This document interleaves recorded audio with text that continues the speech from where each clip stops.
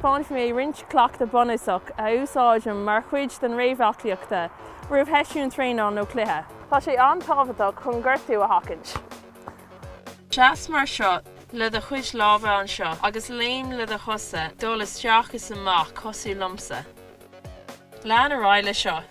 Tá sé seo go maith an bléin in aice bord a chos. Ní bháin sin gus Téigh Suas an chorpar fad.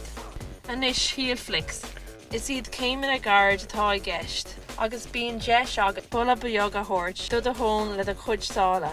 Chuideann na híalflix na matán iad a charú a Téigh Suas.